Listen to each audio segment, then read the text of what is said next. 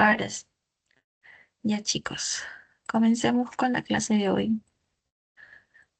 Diabetes. Para mí sí es larguito, diabetes. Les puedo decir que es un tema larguito.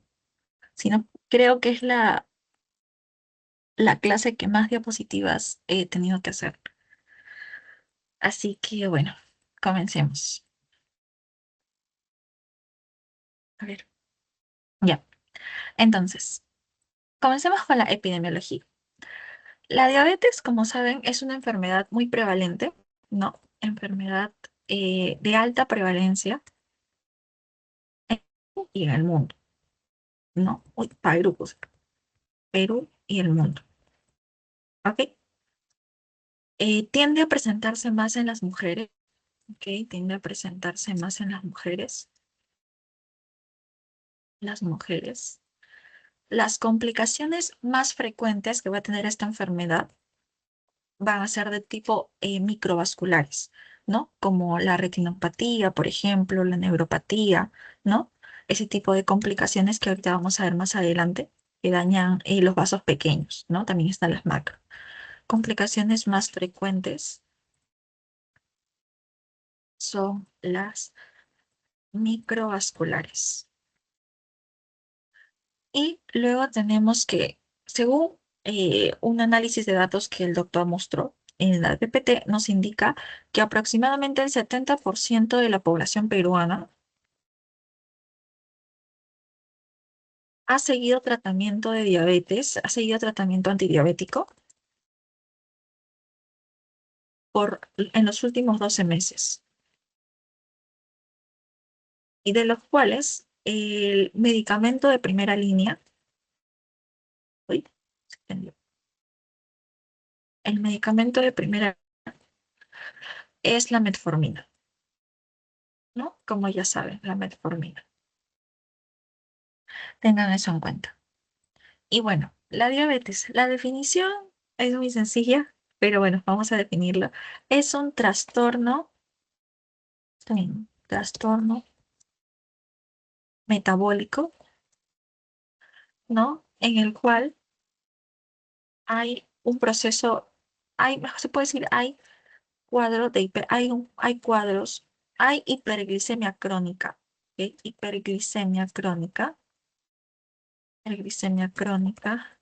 y trastornos, ¿cómo era? Ya, trastornos del metabolismo, trastornos del metabolismo de las proteínas, de los lípidos y obviamente de los carbohidratos, ¿no? De las proteínas, ¿no? Y alteraciones también, mejor dicho.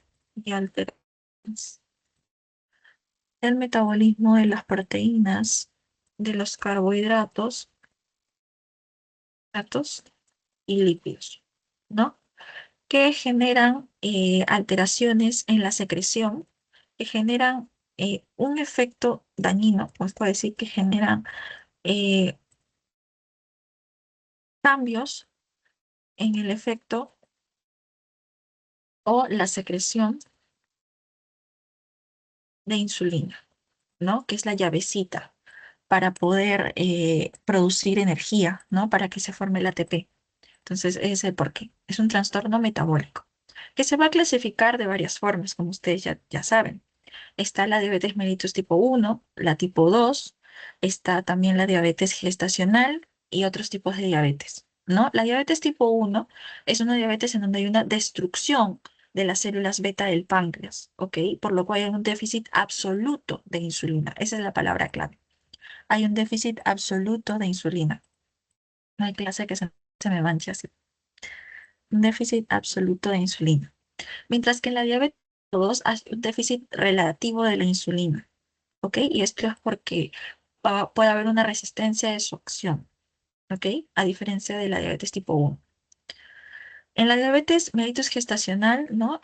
Es aquella que aparece en el embarazo y que también es un riesgo para desarrollar más adelante diabetes, ¿no? Y otros tipos de diabetes que están asociadas a defectos genéticos en la función de la célula beta, ¿no? Defectos genéticos en la acción de la insulina, endocrinopatías, enfermedades del páncreas, ¿no? Fármacos, cromosomopatías como el síndrome de Down, ¿no? Entre otros. ¿no? Principalmente eso. Nosotros nos vamos a enfocar en la clase tanto en diabetes tipo 1 y en diabetes tipo 2. ¿Ok? Hay que tener en cuenta factores de riesgo. Se puede decir que un factor, o si no es el más importante de todos, es la obesidad. ¿Ok? La obesidad es un factor muy importante para desarrollar, ya, para que un paciente, una persona desarrolle esta enfermedad. También está la inactividad física, una dieta no saludable, factores metabólicos, ¿no? Son factores de riesgo, recuerden, enfermedad cardiovascular, dislipidemia, ¿no? HDL bajo, LDL elevado, hipertrigliceridemia, ¿no? Síndrome metabólico, ¿no? Factores psicosociales y ambientales, alcohol y tabaco, ¿no? Y riesgos, no, esos son los modificables, ¿ok? Recuerden eso. Y también los no modificables, ya pues es un poco obvio, ¿no? Pero igual recuerden, en este caso es muy obvio, chicos. Los que son, es como por ejemplo hipertensión, ¿se acuerdan que le dije que le variaba en adultos y esas cositas? Esa sí se puede recordar, pero acá es más obvio. En los no modificables está la raza, mayor predisposición a afroamericanos, a latinos, a indígenas, ¿no? Mayor predisposición tienen ellos, o nosotros también, latinos también, factores genéticos y familiares, hay una mayor riesgo, tanto diabetes tipo 1, diabetes tipo si hay un familiar, ¿no? Que ha padecido de esta enfermedad. La edad, recordemos, es un factor importante, el envejecimiento. El sexo también, ¿no? El hecho de ser mujer predispone un poco más. Historia de diabetes gestacional y SOP, porque está asociado esta patología a hacer resistencia a la insulina. ¿Ok? Entonces, tener eso en cuenta. Los modificables y los no modificables. Y bueno, vamos a pasar a la siguiente diapo, que son los fármacos que van a poder alterar la glicemia. Están diuréticos tiacídicos, o sea, como mencioné, hay diabetes que pueden ser generadas por fármacos, entonces los fármacos pueden alterar, ¿no? el valor de esto.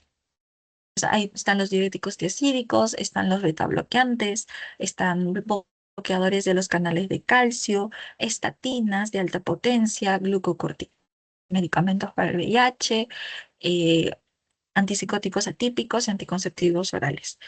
No he visto preguntas sobre ello, pero sí considero que deben echarle un ojo porque puede venir, ¿no? Entonces, diuréticos tiacídicos, beta block, bloqueadores de los canales de calcio, estatinas de alta potencia, glucocorticoides, medicamentos para el VIH, antipsicóticos atípicos y anticonceptivos orales. ¿Ok? Recuerden. Y ahora pasemos un poco a la fisiopatología, ¿no? A ver, bueno, como ya mencioné, y acá está muy resumido, la diabetes mellitus tipo 1 es un déficit absoluto de la insulina y la diabetes tipo 2 es un déficit relativo de la insulina. ¿Ok? Entonces, normalmente nosotros debemos a adquirir la glucosa, ¿no? Por medio de la ingesta de alimentos. Esta tiene la función de ingresar a la célula, ¿no? A través del GLUT4 que va a permitir su entrada gracias a la insulina, que va a funcionar como una llave. Ingresa y va a lograr la formación de ATP. Por ejemplo, acá estamos viendo, en este caso sería un miocito, ¿no? Porque la glucosa bueno, mejor dicho, sí, suele buscar a los miocitos, hepatocitos o a los adipocitos, ¿ok? A este tipo de células. Entonces acá, por ejemplo, tenemos un miocito. Entonces, cuando logra ATP, va a lograr generar la contracción y la relajación. Eso es lo básico del por qué nosotros tener, eh, tenemos que ingerir o, ¿cómo se llama? O lograr la formación de ATP, ¿no? Con esta finalidad. Pero cuando hay una alteración, ¿no? Ya sea un déficit absoluto de insulina, no va a permitir la entrada, ya que la insulina, como acá este videito nos dice, es la llave. Entonces, si no hay llave, la puerta no se abre. Entonces, va a impedir la formación de ATP, se va a quedar en la sangre, ¿no? Y la glucosa es tóxica para la sangre, no debe estar ahí. Entonces, en el caso de la diabetes tipo 1, ¿cómo funciona? Nosotros vamos a tener acá a los acinos y a los islotes de Langerhans, ¿no? La se llama, que nos interesa ahorita, que es la parte exocrina, va a ser dada por los islotes de Langerhans, ¿ok? Los islotes de Langerhans nos van a dar a tres células, que son las células alfa, las células beta y las células delta. Las células alfa que secretan el glucagón, las células beta la insulina y las células delta la somatostatina, que regulan insulina y glucagón, el glucagón busca aumentar, ¿no? En este caso a la glucosa, mientras que la insulina busca disminuir, ¿no? Entonces, ¿qué va a pasar acá en la diabetes tipo uno? Puede ser de causa idiopática o puede ser por un tema inmunitario, ¿no? Por ejemplo, si vemos hay una causa muy frecuente, uy, mi mouse no está acá, el antígeno leucocitario humano, ¿no? Que este antígeno va a estar presente en la célula y entonces va a ser como extraño.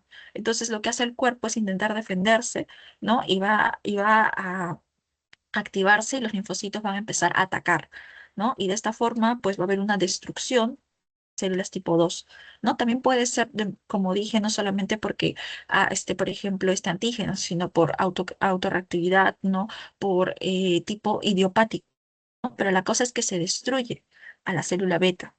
Mientras que en la diabetes tipo, por ejemplo, va a haber una resistencia a la insulina en este caso, ¿no? Se va a secretar tanta que nos vamos a quedar luego sin abastecimiento, se puede decir, o el cuerpo, al mismo páncreas se cansa de una u otra forma. Un factor muy yo les mencioné, si estoy grabando, no, es la obesidad. ¿Ok? Cuando hay obesidad, nuestro tejido adiposo va a funcionar como una mallita. Cuando sobrepasa esa mallita, entonces va a haber como una desintegración, ¿no? Los triglicéridos se desintegran en glicerol y en ácidos grasos libres. El glicerol va a favorecer la gluconeogénesis en el hígado, mientras que los ácidos grasos libres van a inhibir las señales para la insulina, ¿ok? No van a permitir su acción. Y de esta forma no se va a poder llevar a cabo la translocación del GLUT4, no va a ingresar, en este caso la glucosa se queda en la sangre, ¿no? Lo normal es que pase esto de aquí, ¿no? Que en el tejido adiposo haya mayor captación de glucosa, haya lipogenia, ¿no? Porque nos permite almacenarlo, nos permite almacenamiento de los lípidos porque es importante, ¿no? Son un reservorio de energía. La lipólisis la disminuye, ¿no? Para evitar este tipo de problemáticas como que se inhiban las señales para la insulina, ¿no? En el caso del músculo liso, aumenta la captación de glucosa, por ello permite la síntesis de glucógeno y también hay una mayor síntesis de proteínas. Mientras que en el hígado va a estar la gluconeogénesis, que está disminuida, en este caso la gluconeogenia, va a haber una mayor síntesis de glucógeno, perdón, y mayor también lipogenia va a favorecer, ¿ok? Mientras que en el otro lado tenemos lo alterado, cuando hay resistencia a la insulina. Se lipólisis, ¿no? En el caso del músculo de miocito, mejor dicho, vamos a ver una menor captación de glucosa y por ende una menor síntesis de glucógeno. Y vamos a ver en el caso del hígado una mayor gluconeogenia, ¿no? Entonces todo se va a alterar, ¿no? Acá el hígado va a pensar, pues se va a pensar, ¿por qué hay tanta insulina y no capta glucosa? ¿No? Entonces aumenta la glucosa porque piensa que está abasto, así es el cuerpo, funciona porque piensa que, como en la presión, ¿no? Que el cuerpo se empieza a pensar que estás hipotenso, pero en realidad estás bien, solo adecuado a ese mecanismo y entonces ya lo nota normal cuando es anormal lo que ahí va a suceder. ¿Ok? Acá hay una resistencia a la insulina, ¿no? Y en la uno hay una destrucción. Acá vamos a ver, por ejemplo, las etapas en la diabetes tipo uno. En la primera etapa hay obesidad, pero hay normoglicemia, presintomático.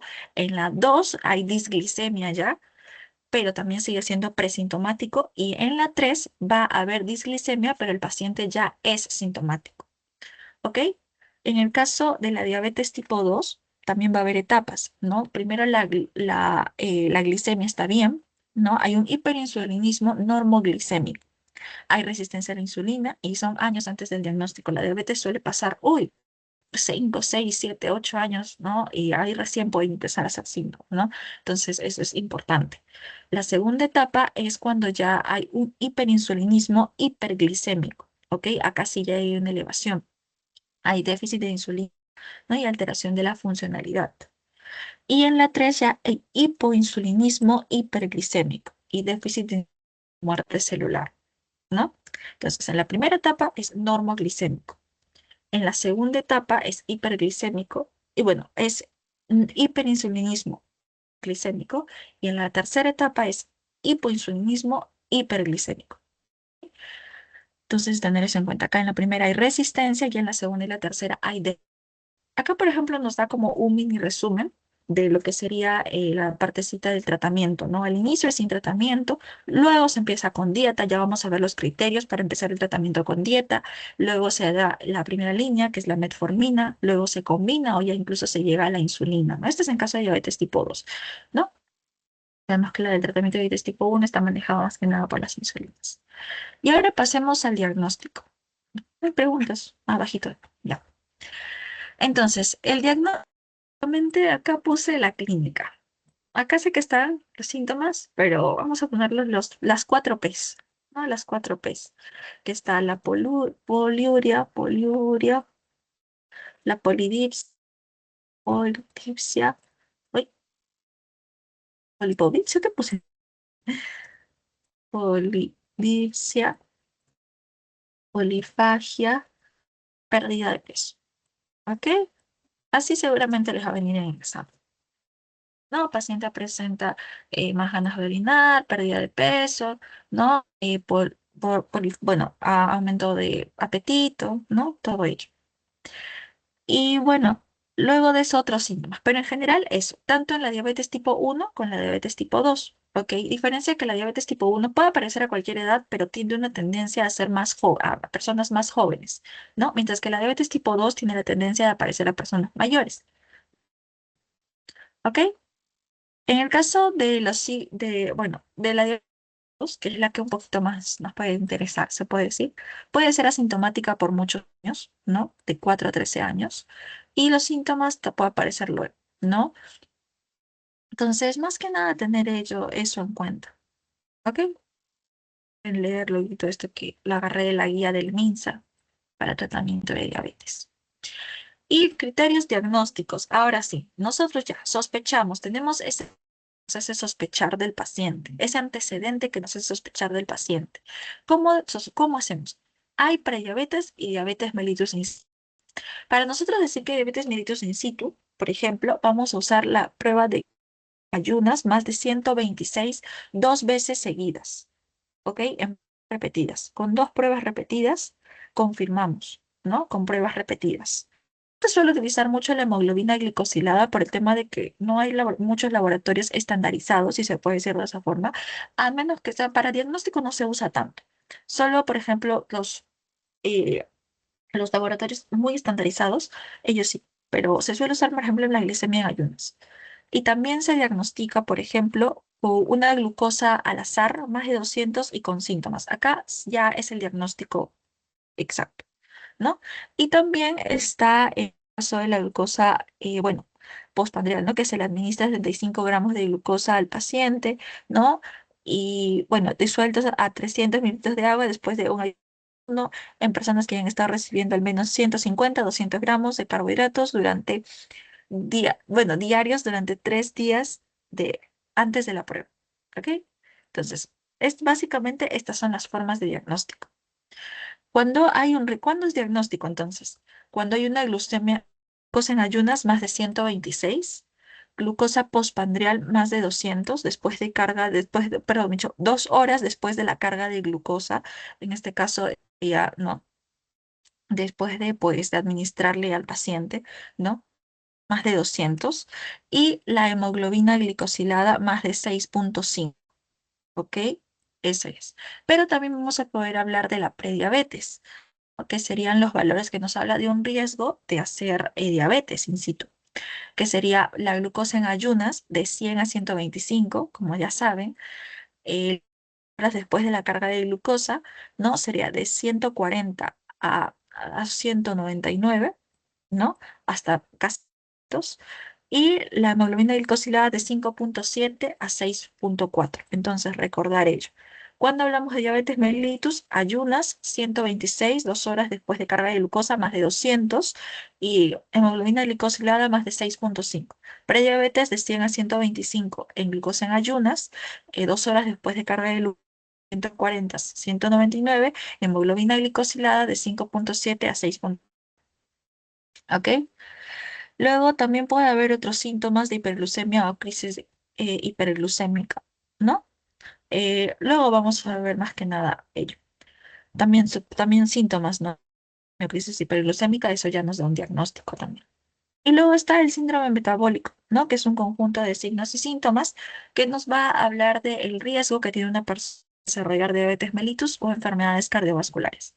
No, voy a agrandar esto porque sí, ¿sabe? Pero siempre vale la pena recordar. ¿Cómo diagnostica? Bueno, ¿cómo está el síndrome metabólico? Ay, de los siguientes valores, ¿no? Que puede venir, ¿por qué no? Por ejemplo, la circunferencia, ¿no?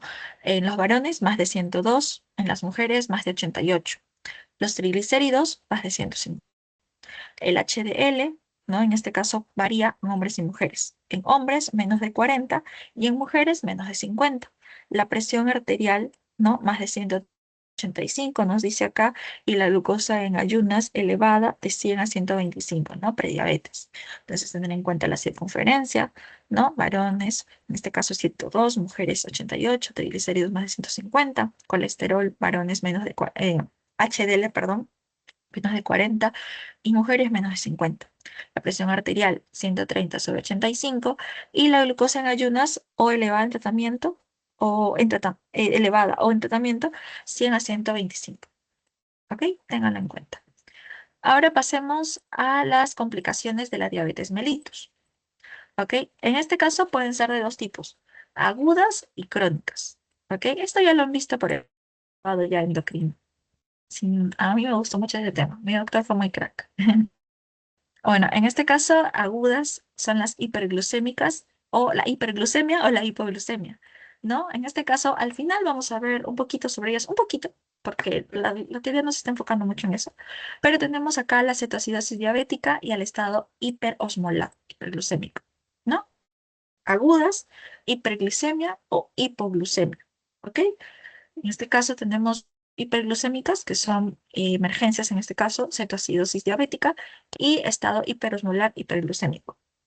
Y luego tenemos las crónicas, ¿no? Que están las microvasculares y las macrovasculares, ¿no? Las microvasculares son afectación a los vasos pequeños, la nefropatía, retinopatía y neuropatía. Y las macrovasculares tenemos enfermedad coronaria, ¿no? Enfermedad vascular y enfermedad arterial periférica, ¿no? Y estas son afectación a vasos grandes. Por ejemplo, la neuropatía y la enfermedad arterial periférica puede conllevar a un prediabetes, ¿no? Entonces, ¿no? Si hay afectación, por ejemplo, en este caso, una enfermedad arterial periférica, ¿no? Neuropatía es en el examen de prediabético, no, eso se valida. Entonces, ello, agudas, hiperglicemia, hipoglucemia, y crónicas, microvasculares y macrovasculares, ¿no? Nefropatía, retinopatía y neuropatía y microvasculares. Y macrovasculares, enfermedad coronaria, enfermedad cerebrovascular y enfermedad arterial periférica, ¿no? Y ahora vamos a ver la parte del tratamiento. Bueno, como si comenzamos con el objetivo, que va a ser controlar la glucemia. Número uno, uy, controlar la glucemia, tratar las enfermedades asociadas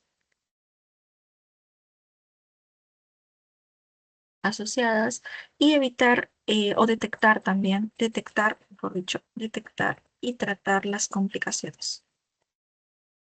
¿Ok?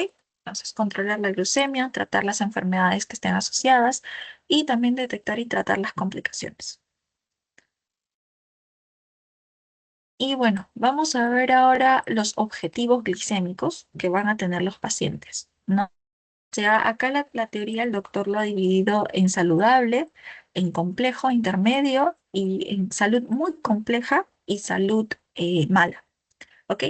En el caso de la saludable, va a decir cuando no haya una enfermedad crónica, otra patología que tenga el paciente o cuando tenga muy pocas y cuando también tiene un estado cognitivo y funcional pues adecuado, intacto. Entonces, o no tiene ninguna enfermedad crónica, además de la afectación pues de la diabetes, o tiene muy pocas y además su estado cognitivo, funcional es la compleja o intermedia es cuando va a tener más de tres enfermedades crónicas coexistentes y un deterioro cognitivo a leve a moderado.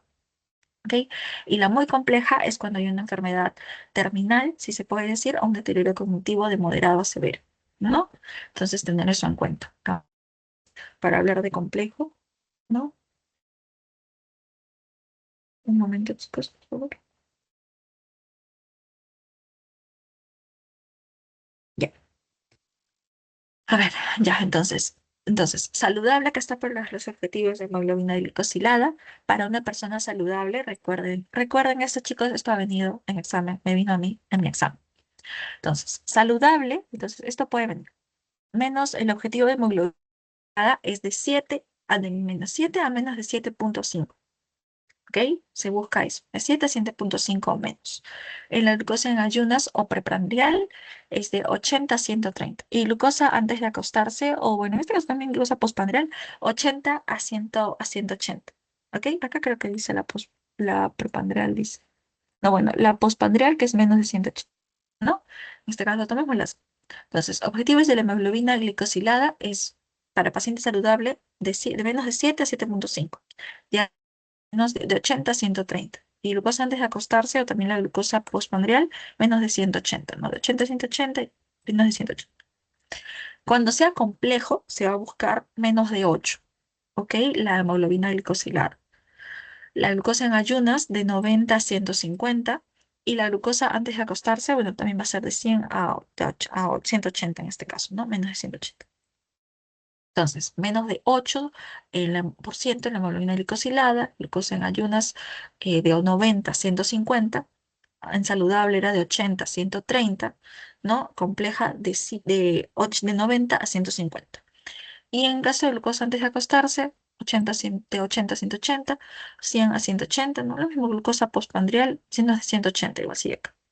Y cuando ya hay una salud muy compleja, acá van a bajar como que nuestras medidas muy radicales, se puede decir. Eso también lo vamos a bajan las medidas radicales, si se puede decir, mientras el paciente tiene una salud más compleja, ¿no? Se evita la dependencia, en este caso, hemoglobina glicosilada, a basar el control a ello, se busca evitar la hiperglicemia sintomática en el paciente.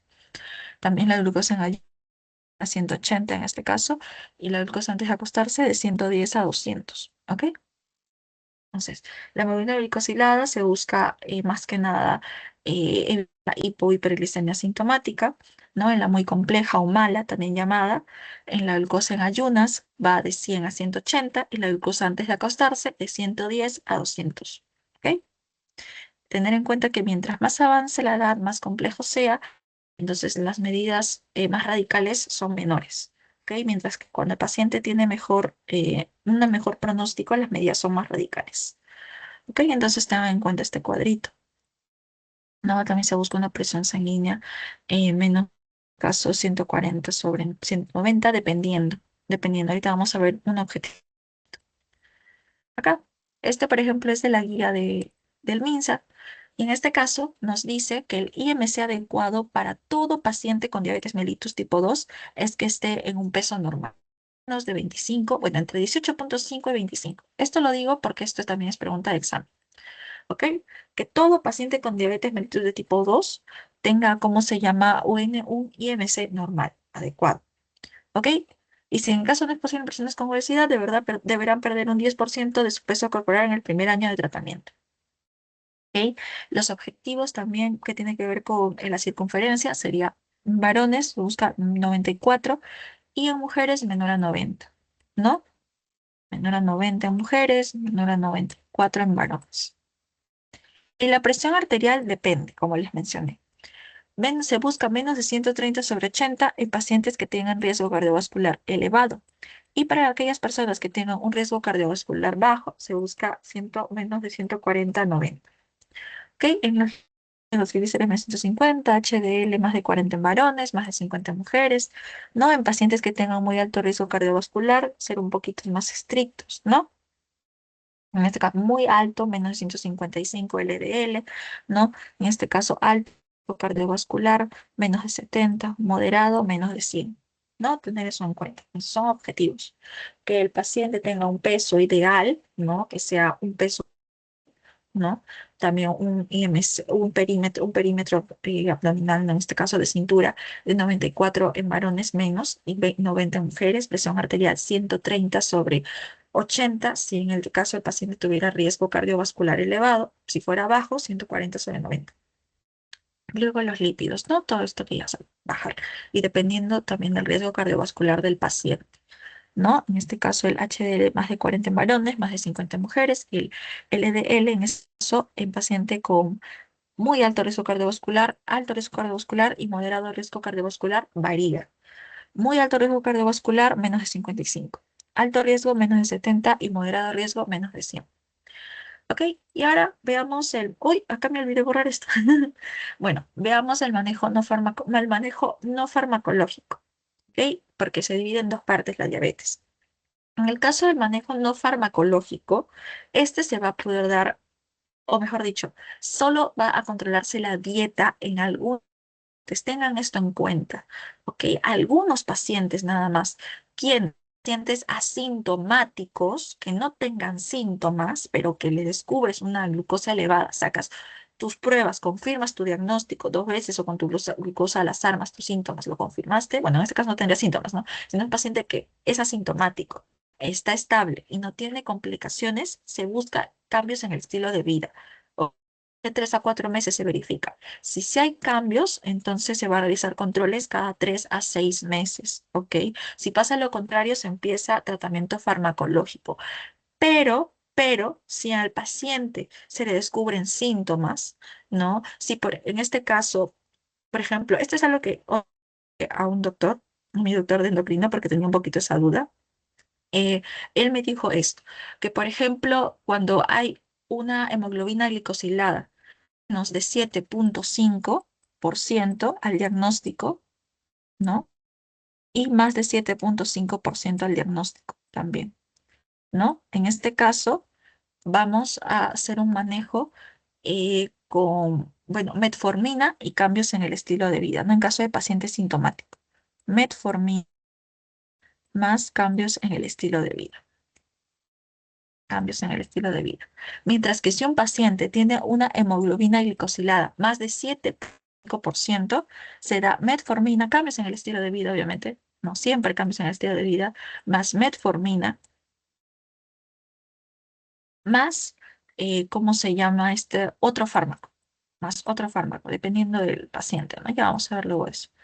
Otro fármaco, ya, ¿no? Dependiendo de ello. Entonces, tener eso en cuenta. Exactamente, eso me escribió mi doctor.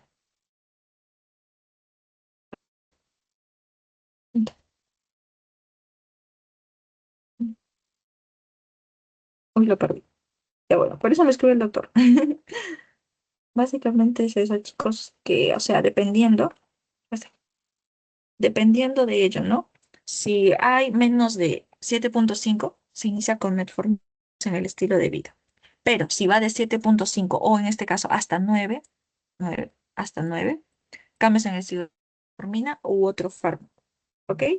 Para lograr la meta, ¿no? Recordar que el, ¿cómo se llama?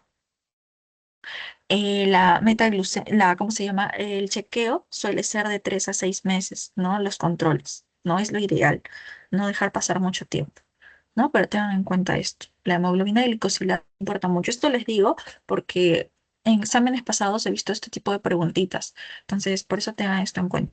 Pero si es un paciente estable, asintomático y sin complicaciones, nosotros podríamos empezar haciendo cambios en la ¿no? Y verificar otra vez. ¿Qué se va a hacer en manejo no farmacológico? Actividad física de moderada a vigorosa, ¿ok? De moderada a vigorosa, mínimo 50 minutos por, no, 30 minutos, perdón, por 5 veces a la semana como mínimo, ¿ok? Y una nutrición adecuada, ¿no? Puras frutas. No, no hay pruebas de que dejar de consumir, por ejemplo, en pacientes que tienen las proteínas que sabemos que cuando hay un tipo de alteración en el riñón no puede haber pues un diagnóstico, no. Todo ello no hay una alteración de que quitar las proteínas sea adecuado para el paciente tampoco. Es algo que vale tener en cuenta porque algunos piensan que sí, la dieta debe ser muy estricta para el diabético, pero no.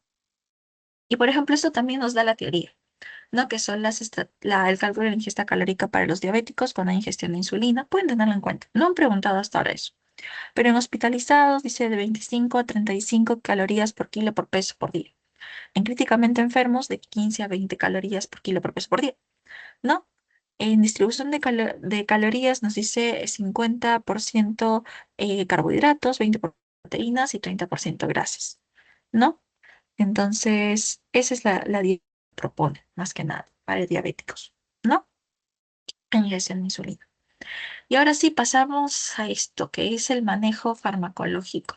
Vamos a ver primero la insulina. No hay preguntas. Antes de pasar a eso, si me pudieran ayudar, chicos, a responder esta preguntita, les agradecería mucho. Los objetivos de la terapia para diabetes mellitus en pacientes sin comorbilidades.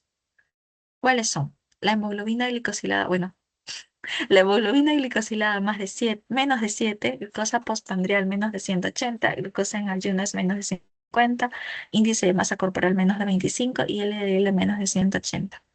¿Alguno me podría decir la respuesta, por favor, chicos?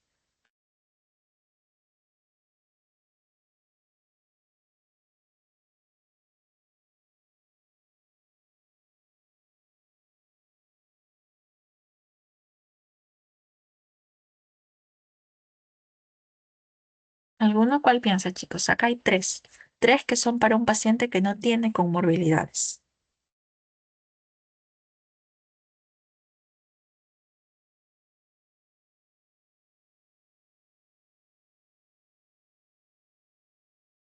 ¿Alguno, chicos?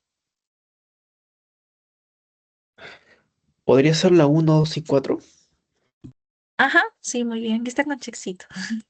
Pero sí, es esa. La hemoglobina glicosilada menos de 7. Ajá, recuerden, menos de 7, ¿no? En este caso, glucosa postprandial menos de 180, sí. En este caso, antes de acostarse, pues menos de 180 era también postprandial cada 7. No sé si ustedes ven, yo no veo porque ustedes me tapan acá. Menos de 180, ¿ya? Y el índice de masa, el IMC que les dije que todo paciente debe estar en su peso regular, ¿ok? Tengan en cuenta eso. Y ahora sí, pasemos con el tratamiento farmacológico. Esa preguntita es de mi ciclo. Y todo el tratamiento farmacológico, comencemos con la insulina, ¿no? Que ya saben que, bueno, va a tener diversas funciones, como la que es facilitar que la glucosa ingrese a la célula, ¿no? Evita que el hígado produzca más glucosa, favorece el almacenamiento de la energía, evita la degradación de grasa, ya lo saben, ¿no? Entonces, la función, básicamente, lo que hace en el cuerpo. Lo mismo intenta hacer la insulina, en este caso, que se le va a colgar al paciente. ¿Qué tipos de insulina hay? Están las pandriales y las insulinas basales. ¿Esto qué quiere decir? La insulina pandrial es aquella pues que se coloca luego de comer, se puede decir, para los picos de glicemia. Mientras que la insulina basal busca mantener estable la glucosa, ¿no? Busca mantener estable no, el nivel de insulina en sangre, ¿no? O sea, busca mantener estable los niveles glicémicos, ¿no? Entonces, este es más para picos, ¿no? De glucosa luego de comer, ¿no? De glucosa. Esta es más estable. Para picos de glicemia. Y esta es más estable. Esta es más estable, ¿no? Mantiene un nivel constante, ¿no? De insulina en la sangre, ¿no? Estable. Y hay diferentes tipos de insulinas, ¿no? En este caso, bueno, estable, mantiene un nivel estable. Mantiene un nivel estable de insulina.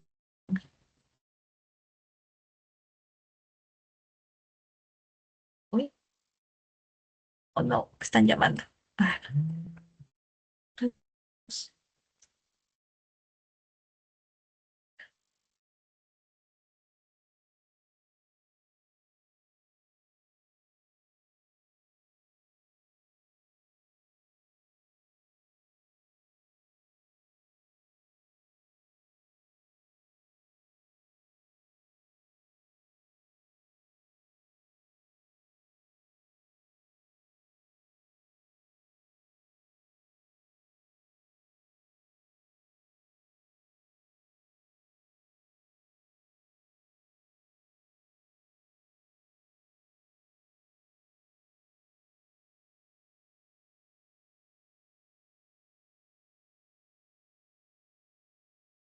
chicos, ya volví.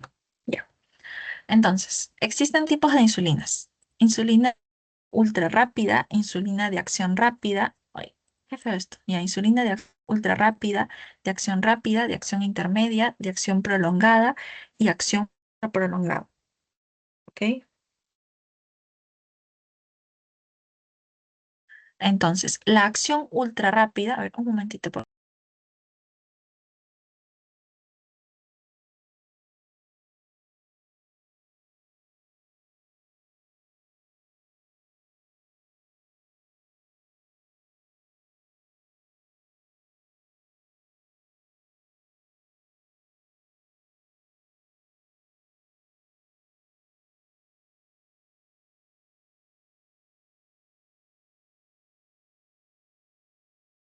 y ahora sí, disculpen, chicos. Ya, entonces, insulinas de acción ultra rápida, de acción rápida, intermedia, prolongada y ultra prolongada. De acción ultra rápida está la Lispro, glulicina y el Aspart. ¿Ok? De acción rápida, insulina regular.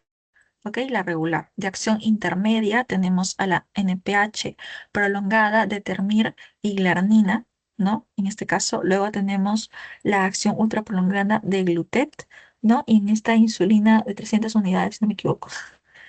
Entonces, ello, no tengan en cuenta cuál es. Ultra rápida, Lispro, glicina, Aspart, ¿no? Insulina rápida, es la regular, ¿no? La NPH, la acción intermedia, prolongada, Determir, glarnina 100 unidades. Y de Glutet, insulina 100 unidades. ¿Ok? Entonces tengan eso en cuenta. Estas, por ejemplo, la insulina ultra rápida y rápida van a ser las prandiales, ¿ok? Y las insulinas basales están las de que tengan una acción más larga, obviamente, ¿no? Las intermedias, la prolongada y la ultra prolongada. Acá, por ejemplo, están las formas en las que uno puede colocarse, ¿no? La insulina, si se puede decir. Está la insulina basal. Por ejemplo, esta es la tablita del MINSA, que también me explica lo mismo, que suele ser adicionada en pacientes estables. Es la que primero se coloca, ¿no? Si ya no funciona, ya se empieza a añadir, ¿no? Otras más dosis, ¿no? Ello. Entonces, en pacientes estables, ahí están, me quedo con esto, es insulina. Está la NPH, glarnina, determir o de Glutec. NPH, glarnina, determir y, ¿ok? Entonces, es una aplicación diaria en la mañana o en la noche. La insulina basal, ¿no? Con dos dosis, en este caso, NPH, dos tercios de la dosis total de 30 minutos antes del desayuno y luego un tercio de la dosis total a las 10 p.m., ¿no? Luego está la Basal Plus, que en este caso es una dosis, ¿no? De gluten, glarnina o determir, dosis de NPH, ¿no? Entonces acá, eh, o NPH más insulina basal, más una sola dosis de insulina rápida o ultra rápida antes de la comida principal. Y luego está la insulina basal en bolo, ¿no? Que sería una dosis, ¿no? De gluten, glarnina o determir, o dos dosis pH es de insulina basal mañana noche más dos o tres dosis de insulina, ¿no? Ultra rápida antes de cada comida, ¿no? Tengan en cuenta esto. Insulina basal en sí, insulina basal dos dosis plus y en bolo, ¿no? Una dosis o dos dosis en este caso de insulina basal, ¿no? Y más una sola dosis de insulina rápida o ultra rápida, pero una dosis o dos dosis de insulina basal, ¿no? Más dos o tres dosis de insulina rápida o ultra rápida. Acá es una sola dosis, acá es dos a tres dosis en la basal bolo, en la plus. En las dos dosis en este caso es una pues antes del desayuno y la otra ya, ¿no? Y en la basal va a ser una aplicación diaria, ¿no? Entonces tengan eso en cuenta, que es lo mismo que nos menciona acá, ¿no? Por ejemplo, acá nos habla de las inyecciones múltiples diarias, esto está en la PPT de ustedes, ¿no? La terapia de bomba de insulina, que es una administración automatizada y continua de insulina de acción rápida, con bolas adicionales entre comidas, es un sistema de circuito cerrado. Los regímenes de insulina premezclada, ¿no? Esto es útil para personas que tienen dificultades con el conteo de los carbohidratos o buscan simplicidad, ¿no? Va a combinaciones fijas de insulina de acción intermedia y rápida y corta en una sola inyección. Y luego está la insulina basal sola, ¿no? Entonces también tengan eso en cuenta. Y acá su Teo también nos da pues ajustes o cómo la glicemia puede ser alterada por diversas razones.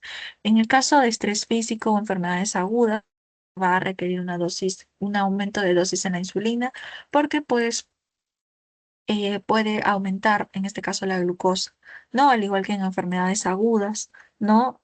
Puede haber un aumento. ¿Por qué sucede todo esto? Por las hormonas contrarreguladoras, como el glucagón, ¿no? Que sabemos que función tenía de aumentar lo mismo, ¿no? Ejemplos. También, pues, en pacientes con diabetes mellitus de tipo 2 que requieran empezar con insulina basal, ¿no? Si fuese necesario, se empieza de 3 a 5 por kilogramo postprandial, ¿no? Todo ello. eh, ¿No?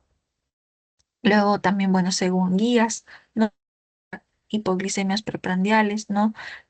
Si la glucosa antes del almuerzo es a 70, reducir la dosis de la mañana, ¿no? También hay mucho riesgo de hipoglicemia en este caso con la insulina. Entonces, tener mucho cuidado, no reducir si se nota que hay menos de 70, ¿no? Que sabemos que es un punto de corte para hablar de hipoglicemia, ¿no? Si es reducir al mediodía, si es antes de acostarse, reducir en la cena. ¿Ok? Luego, durante ejercicio, también reducir dosis, ¿no? De la insulina basaloprandial, ¿no? Y también hipoglicemia severa, donde la gente no puede ingerir glucosa oralmente, se recomienda administración de glucagón en el caso de hipoglicemia severa. Ten en cuenta esos datitos que el doctor, ¿no? Que como, por ejemplo, en momentos en donde hay mucho estrés, ¿no? Tanto estrés físico, ¿no? Bueno, también por enfermedades, ¿no? Que también es un tipo de estrés, ¿no? Puede aumentar, se necesita más dosis de insulina, si hay hipoglicemia, reducir, ¿no? También como si no funciona el tratamiento farmacológico, nos vamos a otra línea. En cuanto comenzamos a hipoglicemia y el paciente no puede ingerirse, ¿cómo se llama? Glucosa, ¿no? Como sabemos que también es el tratamiento, se recomienda la administración de glucagón. ¿Ok? Y acá tenemos algunas reacciones adversas que también la teoría, ¿no? Que lo puse en un cuadrito, que sería esta ha sido pregunta de examen, chicos, principal riesgo de la insulina es la hipoglicemia. Es el principal riesgo, ¿ok?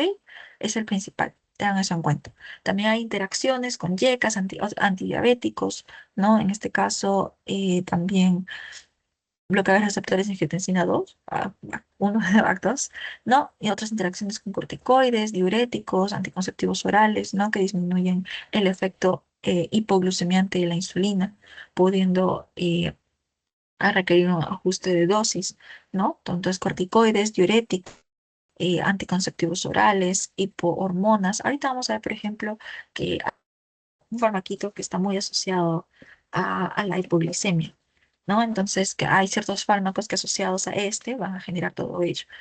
Entonces, tener en cuenta otras reacciones adversas, hipopotasemia también puede generar, ¿no? También reacciones de hipersensibilidad. Entonces, la principal reacción adversa de la insulina es la hipoglicemia. Pueden haber interacciones que aumentan el riesgo de hipoglicemia, como por ejemplo otros antidiabéticos, ¿no? Antidiabéticos, YECAS, bloqueadores receptores de angiotensina 2, otros que disminuyen el riesgo, ¿no? Que serían, ¿cómo se llama? Y que va a requerir un ajuste en la dosis. Están los corticoides, anticonceptivos orales, hormonas tiroideas y simpático-miméticos, ¿ok?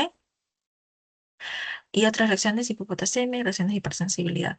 ¿Y cómo nosotros vamos a ver si está funcionando o no la insulina? Vamos a ver por medio de la hemoglobina glicosilada o el monitoreo continuo de glucosa. Ok, la hemoglobina glicosilada, pues de una forma sencilla, se puede decir que mide cuánta glucosa se ha pegado a la hemoglobina durante la vida del glóbulo rojo, que dura aproximadamente 120, ¿no? Entonces, por eso es que aproximadamente un promedio de 2 a 3 meses se va a medir, ¿no? Entonces, un control a largo plazo, mientras que el monitoreo continuo de glucosa lo que va a hacer es medir la glucosa en un tiempo real, es como un sensor que se coloca, ¿ok? Es un control diario y detallado. ¿Cuándo se coloca esto? Pues cuando hay un tratamiento difícil, se puede decir, ¿no? Es por ello que se usa el monitoreo continuo de glucosa, ¿no? Y control a largo plazo. Entonces, ¿cómo vamos a monitorear la insulinoterapia? Por medio de una hemoglobina glicosilada, monitoreo continuo de la glucosa, un CGM, ¿ok? Y ahora sí, pasamos a los fármacos, a la farmacoterapia. En este caso, bueno, tenemos a los antidiabéticos orales. Comenzamos a la cabeza las biguanidas, la metformina, ¿ok? Luego están las sulfonilurias, la glibenclamida y el glimepiride, ¿ok? Biguanidas, sulfonilurias. Ahora pasamos a las tiazolinidionas. donde está el pioglitazón, las tazonas, así, tiazolinedionas. Luego tenemos al inhibidor o a los inhibidores de dipeptil peptidasa 4. ¿Ok? Dipeptil peptidasa 4. ¿Ok? Inhibidores de DPP4. Tenemos la sitagliptina, vidagliptina y linagliptina. ¿Ok? Entonces, biguanidas, sulfonilurias, triazolinidionas, inhibidores de DPP4. ¿Ok? Biguanidas a la cabeza, formina. ¿Ok? Luego, sulfonilurias, está la glibenclamida a la cabeza, sobre todo esta. Luego está el glimepiride. ¿Ok? Glimepiride. Luego tenemos la tiazolinidionas, el pioglitazón. Pioglitazón. ¿Ok? Luego están los inhibidores de DPP4, la sitagliptina, vidagliptina y linagliptina. ¿Ok? Y están los inhibidores de CGLT2, ¿no? Donde está la dapaglifosina y la empaglifosina, las glifosinas, ¿ok? Los inhibidores de CGLT2, ¿no? Tengamos eso en cuenta. Entonces, las biguanidas, sulfonilurias, tiazolinedionas, inhibidores de DPP4 y los inhibidores de CGLT2, ¿ok? Las biguanidas, metformina a la cabeza. Luego, ¿cómo se llama? Está la glibenclamida, ¿ok? Tiazolinidionas, pioglitazón, acá las tazonas, ¿se acuerdan? Yo me acuerdo tazón, algo así. Pioglitazón. Inhibidores de DPP4, la sitagliptina, ¿no? Sitagliptina, vidagliptina y linagliptina. Y los inhibidores de CGLT2, dapaglifosina, empaglifosina. Y luego tenemos terapia inyectable que no es insulínica, ¿no? Y están los análogos de GLP-1, el liraglutide y el duraglutide, ¿no? Liraglutide y duraglutide. Acuérdense mucho de esta porque es muy importante, que se suele usar mucho este medicamento cuando, por ejemplo, el paciente tiene factores de riesgo, ¿no? Cuando el paciente tiene una enfermedad cardiovascular aterosclerótica, ¿no? El liraglutide, ¿ok? Entonces tengan eso en cuenta. Entonces, biguanidas, sulfonilurias, dianas, repito un montón de veces porque para mí, por ejemplo, yo cuando antes de llevar diabetes en terapéutica, yo dije, no, diabetes es el tema más fácil, pero realmente a mí este se me complicó un poco, la verdad, soy sincera. Entonces, porque, no sé, sí se me complicó a mí personalmente, entonces como que memorizan. ¿Cómo se llama? Space repetition, chicos. Realmente y al examen van a llegar facilito. Vivanida, sulfonilureas, ionas, inhibidores de DP4, inhibidores de CGLT2 y quien se pone por medio de inyecciones, ¿no? Análogos GLP-1, donde está liraglutide y dulaglutide. ¿Ok? Inhibidores de CGLT2, las glifosinas, ¿no? Dapaglifosina. Tiazolinidionas, las tazonas, pioglitazón. Inhibidores de DPP4, sitagliptina, vitagliptina, las gliptinas, ¿no? Entonces, ello. Entonces, ahora comencemos un súper resumen, ¿no? De lo que hacen los antidiabéticos, si se puede decir de esa forma. Pero antes, un momentito, chicos, un minuto. Un minuto.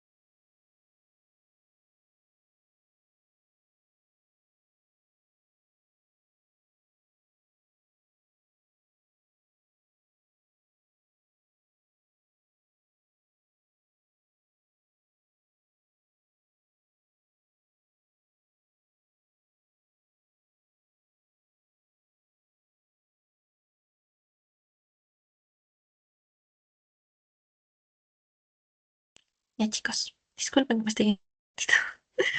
A ver, ya, entonces, antidiabéticos. Bueno, vamos a tener sensibilizadores de la insulina, secretores de insulina y excretores de glucosa. ¿ok? En este caso, sensibilizadores de la están la metformina y la tiazolinedionas. Ahorita vamos a ver la acción de cada uno. Metformina y tiazolinedionas son sensibilizadores de la insulina, ¿ok?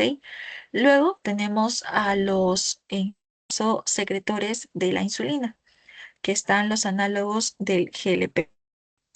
Luego están los inhibidores de DPP4 y están las sulfonilurias, secretores de insulina, análogos de GLP1, inhibidores de DPP4 y sulfonilurias, ¿ok? O meglitinidas. Y glucosa, los inhibidores del CGLT2, ¿ok? ¿No? De insulina está la metformina y las tiazolinidionas. Grábense porque pregunta muy común, creo yo, que puede hacer el doctor es tipo, dime, ¿cuál es la función de este fármaco, de este grupo farmacológico? ¿Qué hace? Entonces, esto puede sacarlo un poquito. Sensibilizadores de la insulina, ¿no? Metformina y tiazolinidionas. Secretores de la insulina, ¿no? Análogos de GLP-1, inhibidores de DPP4 y sulfonilurias, ¿ok? Y excretores de la glucosa, inhibidores de CGLT2. Por ejemplo, acá hay algunos que están asociados con la ganancia de peso, con un peso neutral o pérdida de peso, ¿no? La metformina, ¿no? A análogos de la milina, análogos de la incretina, ¿no? A peso normal, metformina, también análogos ¿cómo se llama? De la milina, inhibidores de PP4, ¿no? Sulfonilurias, tiazolidinedionas e insulina con la ganancia de peso. ¿Ok? También tengan en cuenta ese cuadrito que el doctor les dé. Y pues ahora acá tenemos a los fármacos, ¿no? De los que hemos estado hablando, comenzando con un sensibilizador de la insulina, que es, bueno, una biguanida, la metformina a la cabeza y es el tratamiento de primera línea para diabetes. ¿Ok? Tratamiento de primera línea para diabetes. ¿Cuál es su mecanismo de acción? Va a inhibir la gluconeogénesis. ¿Ok? Inhibe la gluconeogénesis. Va a inhibir el complejo de la cadena respiratoria, ¿ok? Y con ello va a haber, bueno, va a haber, en lugar de ATP, va a haber AMP, adenosín monofosfato, y esto va a activar como una señal de baja energía, porque no hay una inhibición del complejo de la cadena respiratoria. Esto activa al AMPK, ¿no? Que lo que va a generar es inhibir, en este caso, la gluconeogénesis, ¿no? Y también la inhibición secundaria de esto, el de la fructosa 1,6 bifosfatasa, ¿ok? Con esto se inhibe la gluconeogénesis, este fin, ¿no? Y bueno, luego, pues como mencioné acá, la activación de la MPK, que tiene estas funciones, sería la inhibición de la lipogénesis, ¿no? Busca básicamente inhibir la génesis, ¿no? También, bueno, la lipogénesis, el aumento de beta oxidación, la inhibición de la expresión de genes gluconeogénicos al bloquear a la adenilatociclina, ¿no? eh, y optimiza la cascada de señalización de insulina, ¿no? Es por eso que es un sensibilizador de la insulina, va a optimizar su cascada de señalización, ¿ok? Va a favorecer la translocación del GLUT4 de esta forma. Y también va a inhibir al glicerol 3-fosfato deshidrogenasa. Entonces va a haber un aumento, ¿no? De lactato, bueno, ello, y del glicerol 3-fosfato, ¿no? Del NAT más el lactato. Y también impide la entrada de sustratos a gluconeogénesis, ¿no? Entonces, principalmente lo que va a hacer es una inhibición del complejo de la cadena respiratoria.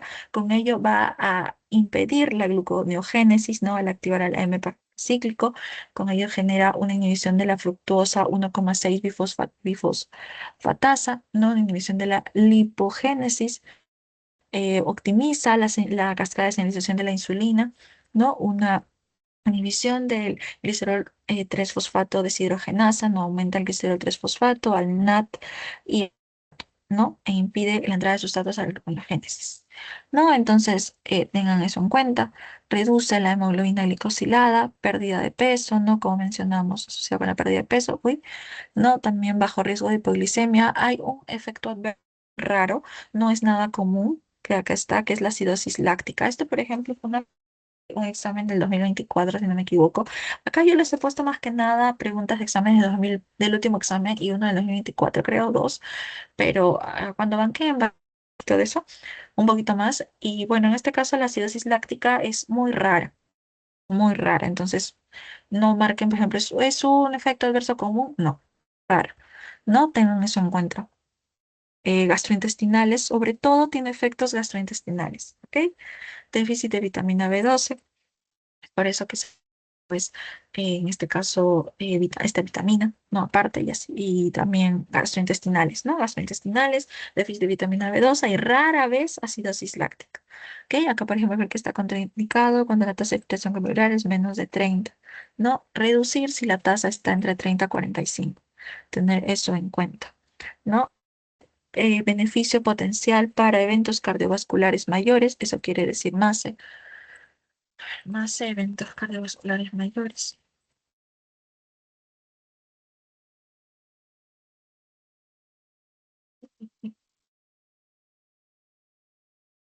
Mayores. ¿Ok? Tengan eso en cuenta. Y acá leen un poquito más, ¿no? Esta, por ejemplo, también es una contraindicación, ¿no? Esta es una contraindicación, esta es una contraindicación, esta es una contraindicación y esta también es una contraindicación, sino que no alcanzo espacio. ¿Ok? Pero entonces, esta es su función y sus efectos adversos, ¿no? Sus RAMs.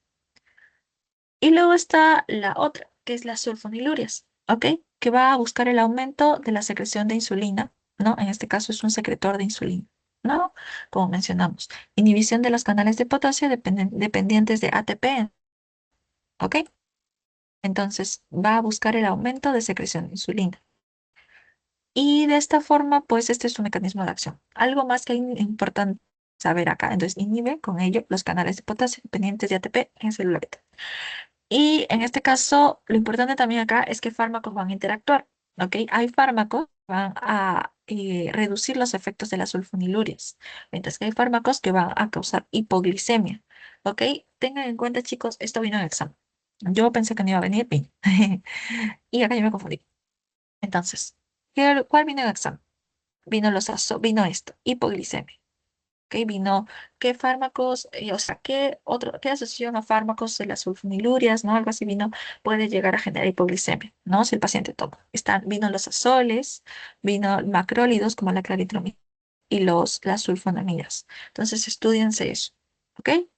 Están pues azoles, beta bloqueadores, clorafenicol, claritromicina, inhibidores de monoaminoxidasa, probenecid, salicilatos y sulfonamidas. Y estos tres sobre todo porque es banquito. Azoles, claritromicina y sulfonamidas pueden conducir a hipoglicemia.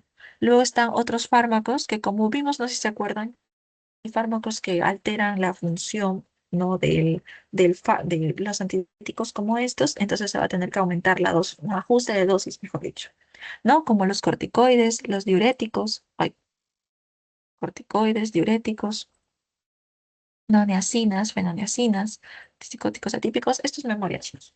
Recordar que esto viene en banquito. ¿Cuáles son los que vienen? Azoles, macrólidos, como y sulfonamidas.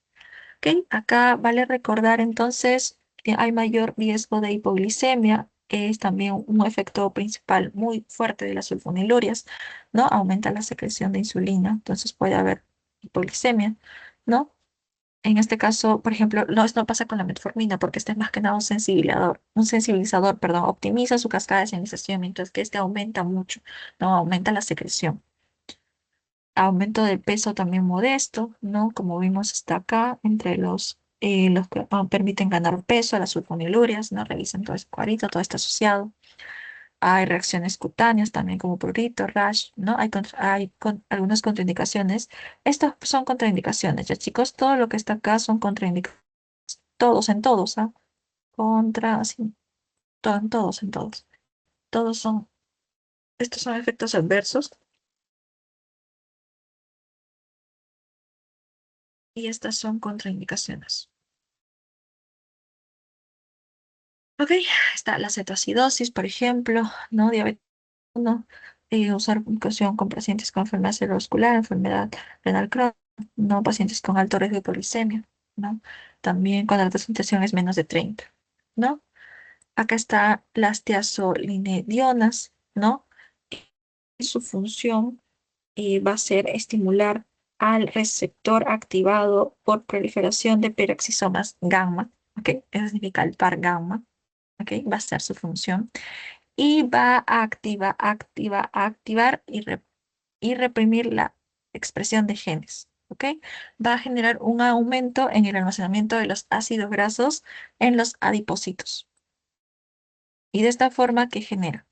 Un aumento de la expresión de GLUT4, disminuye la resistencia a la insulina, no disminuye los niveles de leptina, ¿no? Estimulación del par gamma. ¿Cómo es como par gamma? Nada más, nada de, ¿cómo se llama? De receptor activado par gamma. Ya, cuenta. Es el receptor activado de proliferación de peroxisomas gamma. Pero va a generar un aumento en la almacenación de los ácidos grasos en lipocitos. Entonces sabemos que cuando hay una alteración en esta zona, los ácidos grasos libres van a interferir con la señalización de la insulina. Entonces, si las tiazolinidionas van a aumentar el almacenamiento de los ácidos grasos en lipocitos, van a permitir un mejor funcionamiento, ¿no? Van a permitir una mejor señalización, ¿no? Aumentan los niveles de adiponectina y la caída de interleuquinas inflamatorias. Porque todo esto produce, bueno, también al momento de ¿cómo se llama? De que entonces hay un proceso inflamatorio, ¿no? Inflamatorio, liberación de adiponectina y liberación de ácidos grasos, ¿no? Todo eso sucede cuando hay esta desintegración, ¿no? De los triglicéridos en los adipocitos. Entonces, tener en cuenta, aumenta el almacenamiento de ácidos grasos en los adipocitos, ¿no? Al estimular, pues, ¿cómo se llama? A este receptor, el par gamma, que está asociado con el metabolismo de los lípidos y de la glucosa. ¿Ok? Hagan eso en cuenta. ¿Qué fármaco encontramos acá? A la plioglitazona. ¿Ok? Acá, ¿qué fármaco encontramos? Glibenclamida a la cabeza en las sulfonilurias. Glibenclamida a la cabeza en las sulfonilurias. Ay, tengan eso en cuenta, ¿ok? Glibenclamida. ¿Ok? Tiazolinilionas, las tazonas. Piolitazona, rositazona. ¿Ok? Ah, pero la glositazona ha sido retirada. Pioli- hay acá, bueno, acá podemos ver entonces los efectos adversos que son iguales. Estos que le puse acá, porque este es efecto adverso, este de acá, y este son contraindicaciones. Esto es de la guía del MINSA. ¿Ok? Todo esto que es lo mismo de acá. Entonces, ¿qué efectos adversos hay? Aumento de peso, edema, riesgo de descompensación, de insuficiencia cardíaca, ¿no? Fracturas, incrementa el riesgo de cáncer de vejiga, también las tiazolidinonas, que incrementa el riesgo de vejiga. Y en este caso, las tiazolidinonas están asociadas a un aumento de peso, ¿no? También. También reduce, al igual que la metformina 1.5, la hemoglobina glicosilada, ¿no? Bajo riesgo de hipoglicemia, a diferencia de las sulfonilurias que tienen un alto riesgo de hipoglicemia, ¿no? Acá, chicos, sí es muy importante que se aprendan los mecanismos de acción. Puede ser que les venga. Ahorita vamos a ver una pregunta en relación a eso. Entonces, tengan eso en cuenta. Contraindicaciones en insuficiencia cardíaca, en embarazo, es acá, ¿no? En disfunción hepática, cetocidosis diabética, cáncer de vejiga, edema macular, ¿no? Hay un riesgo, como mencioné, incrementa el riesgo de cáncer de vejiga, entonces el cáncer de vejiga, ¿no? Antecedente de fractura o alto riesgo de fractura, ¿no? Entonces, tener eso. Esto sí, chicos, yo recomiendo que se la memoricen. Es importante. Ahora pasemos a los inhibidores de DPP4. ¿Ok? Si no, acá está chiquitito. En este caso, lo que va a hacer es inhibir a la enzima que va a degradar las ingredinas, ¿no? Y pues de esta va a impedir eh, ¿cómo se llama? Una disminución en la secreción de la insulina, ¿ok? Porque aumenta la secreción de insulina, ¿no? Las incretinas, ¿no? Como está acá. Dependiente de la glucosa y también una disminución de la liberación del glucagón, ¿ok? Bueno, está la sitagliptina, como ejemplo, las gliptinas, básicamente, inhibidores de PPP, ¿ok? Eh, y bueno, también en este caso, menos de 1%, uy, al revés, reduce menos de 1% de la hemoglobina glicosada. No tiene efectos adversos, también gastrointestinales, sobre todo, síntomas en vías respiratorias, ¿no? Pancreatitis reportada, ¿no? Dolor intenso en articulaciones, ¿no? Advertencia de insuficiencia cardíaca, eh, contraindicado. nos dice una tasa de filtración glomerular menos de 30, excepto la linagliptina. Eso puede venir, chicos, ténganlo en cuenta. Tasa de filtración glomerular menos de 30, excepto de la linagliptina. ¿Ok? Y bueno, más que nada ello. Luego están los inhibidores del CGLT2, perdón, ¿ok? Que, bueno, van a inhibir al cotransportador de sodio glucosa, ¿no? Tipo 2, ¿no? Que va a estar ubicado a nivel del tubo contornado próximo, que va a, por sí solo, sin que sea inhibido, va a aumentar la captación de glucosa, ¿no? La reabsorción de glucosa. Si es inhibido, disminuye la absorción de glucosa de esa forma, ¿no? Entonces está en el túbulo contornado proximal. ¿Ok? Acá vamos a ver los RAMs que tiene, hipovolemia en ancianos, por ejemplo, ¿no? Está contraindicado en tasa. Si nos damos cuenta, la gran mayoría de todos están contraindicados a una tasa de filtración de menos de 30. ¿Ok?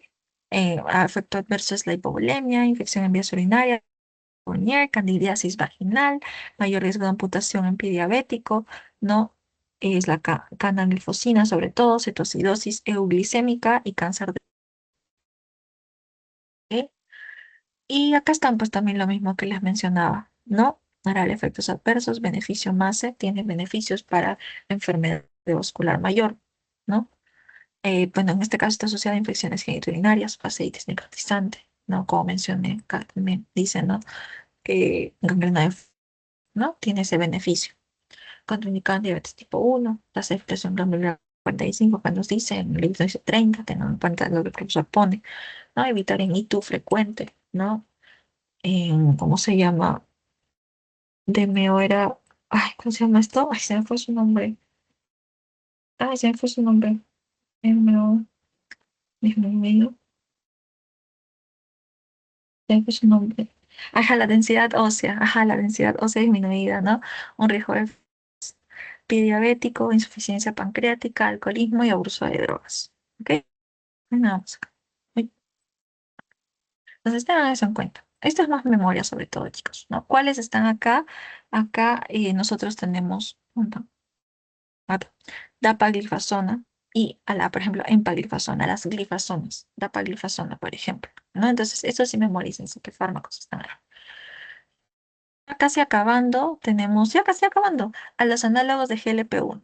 Ya, de verdad, chicos, memorícense los mecanismos de acción. Eso puede venir, ¿ok? Los mecanismos de acción.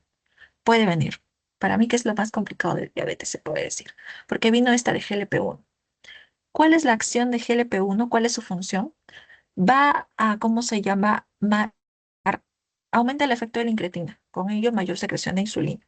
Aumenta el efecto incretina. Entonces tengan eso en cuenta, aumenta el efecto incretina, ¿ok? Mayor secreción de insulina, menor secreción de glucagón con ello y disminución del apetito.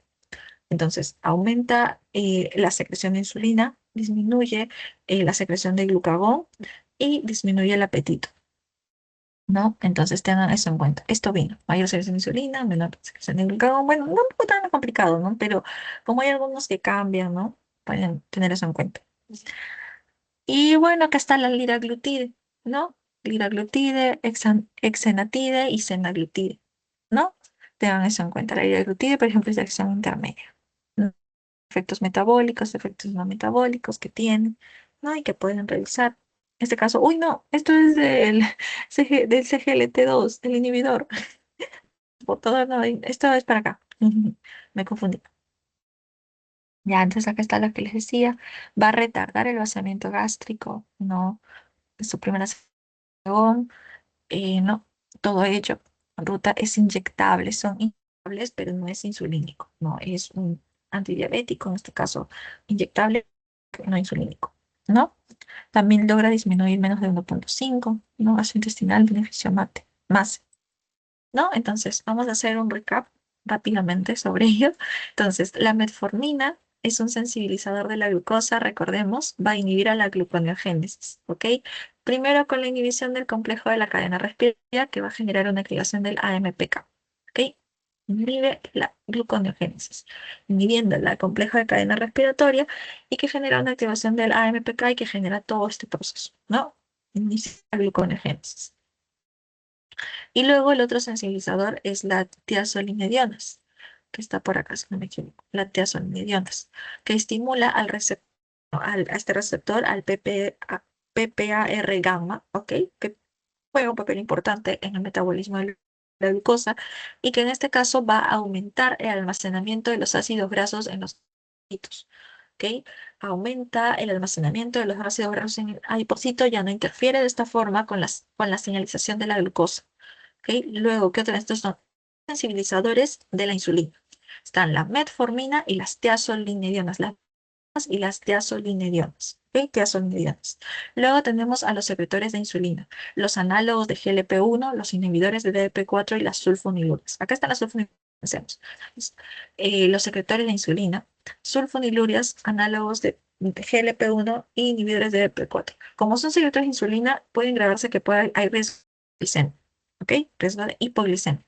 Entonces, las sulfonilurias tienen un aumento en la secreción de insulina, inhiben los canales de potasio dependientes de ATP en la célula beta.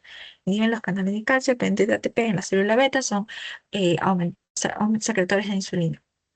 Hay fármacos que van a estar asociados a un menor efecto de ellos o un mayor efecto de ellos y que pueden llegar a generar hipoglucemia. ¿Cuáles son los que pueden llegar a generar hipoglucemia? Que vienen en el examen: azoles, clindamicina o macrólido o sulfonamidas. También los salicilatos, también los beta bloqueadores, alcohol, ¿no? Y otros que, como también vimos arriba, son fármacos que llegan a alterar, en este caso, los efectos de las sulfonilurias. Está atípicos, diuréticos, corticosteroides, ¿no? Fenotiacinas, simpaticomiméticos, ¿no? Luego de esos tenemos a los análogos GLP-1. Monta esto. Acá está. Los análogos GLP-1 tienen un incretina. Recuerden, efecto incretina. ¿Qué hace esto? Aumenta la secreción de insulina, disminuye la secreción de glucagón y disminuye el apetito. Ese va a ser su efecto. ¿Ok? Acá tenemos al liraglutide. En las sulfonilurias, ¿a quién tenemos? A la glibenclamida. ¿Ok? Tengamos eso en cuenta. Y aquí tenemos en las tiazolinidionas a las tazonas, ¿ok? A la plioglitazona, por ejemplo. Y ahora el siguiente, que es el inhibidor del DPP4, ¿ok? Que tiene la función de inhibir la degradación de incretina. Entonces son secretores de insulina, ¿no? Secretores de insulina. Tengamos eso en cuenta, ¿ok? Luego está ¿cómo se llama esto? Bueno, ya dije todos, ¿no? Los análogos, los inhibidores de DPP4. Y el excretor de glucosa, ¿no? Los inhibidores del cotransportador sodio-glucosa tipo 2, que este se ubica en el tubo proximal, ¿no? Entonces, lo que genera solito va a aumentar la captación de glucosa. Si se inhibe, ya no hay más captación de glucosa, ¿no? Entonces, por eso que es un excretor de glucosa. ¿Qué fármaco tenemos aquí? Acá vamos a tener a las glifosinas, dapaglifosina, glifosina. Recordar eso sobre todo y también véanse poco a poco los efectos adversos, aún hay tiempo, ¿no? Y más que nada ellos, chicos, ¿no? Y bueno, ahora vamos a ver el manejo, ¿no? Hay preguntitas. ¡Wow! Varias preguntas. Sí. Ya, vamos a ver antes que eso. Bueno, no sé si acá está el manejo en todo esto. No, no hay ninguno está el manejo. Ya, entonces, antes de ver lo del manejo, miramos estas preguntitas, chicos. A ver, varón de 68 años, diabético de tipo 2 que toma glimepirina. ¿Ok? ¿Cómo se llama? En este caso, sulfoniluria, ¿no? Como tratamiento. Luego de 2 años, por proceso infeccioso, le van a administrar claritromicina. ¿Cuál será el resultado de esta interacción? Hay hiperglicemia, no variación de la glicemia, disminución de la climepirida y hipoglicemia. ¿Quién me dice la respuesta, chicos? Por favor,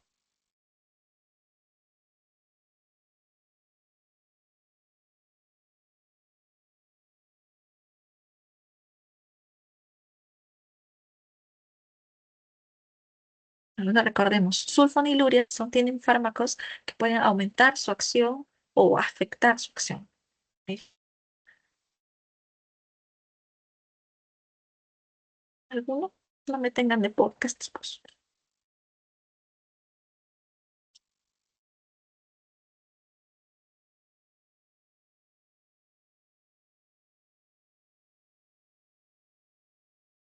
¿Alguno lo sabe, chicos? O que lo intente por lo menos, no importa si no lo sabe.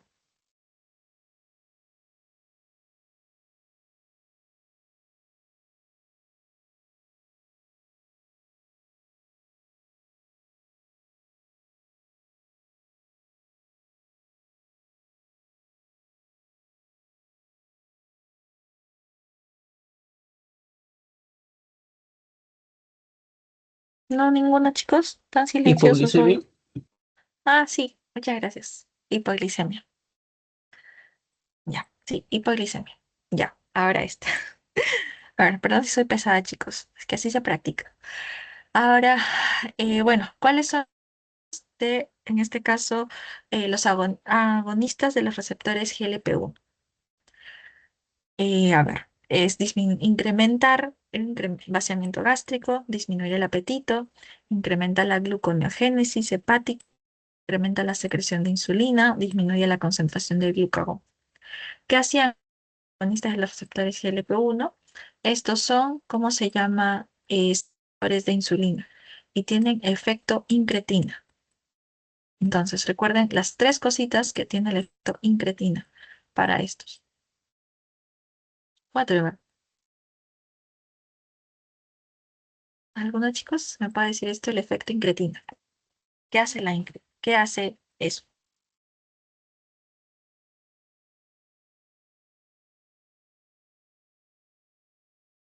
Sería la C, 2, 2, 4 y 4 y 5. 5. Ujú. Sí, muy bien, chicos. 3 y 5. Sería, bueno, disminuir el apetito porque no incrementa el vaciamiento gástrico, sino lo aumenta, ¿no? Incrementa la secreción de insulina, ajá, ¿no? Y disminuye la secreción de glucagón, exacto, sí, aumenta la insulina, disminuye el glucagón, ¿no? También busca disminuir el apetito, ¿no? Y no incrementa el vaciamiento gástrico, ¿no? Y tampoco incrementa la gluconeogénesis hepática. Sí, muy bien, chicos. Ahora, los voy a molestar dos veces más. Indique los fármacos que pueden incrementar el riesgo de hipoglicemia en sulfonilurias. ¿Qué fármacos dije, chicos? Están las sulfonamidas, macrólidos o claritromicina, también llamado. Sí, corticoides, diuréticos y azoles. ¿Cuál ustedes consideran que incrementa el riesgo de hipoglicemia, que aumenta la acción de las sulfonilurias?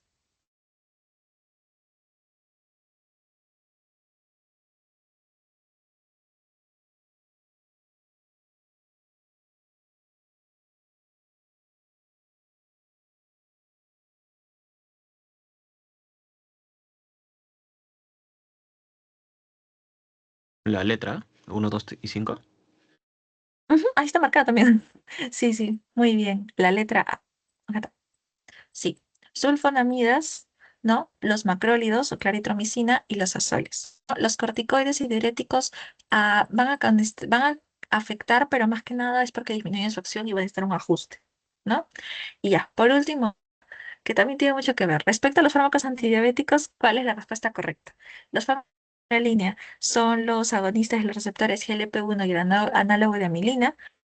B, que la metformina tiene alto riesgo de acidosis láctica. Ah, no, sí la creo que las C, las sulfonilureas tienen riesgo moderado a alto de hipoglicemia.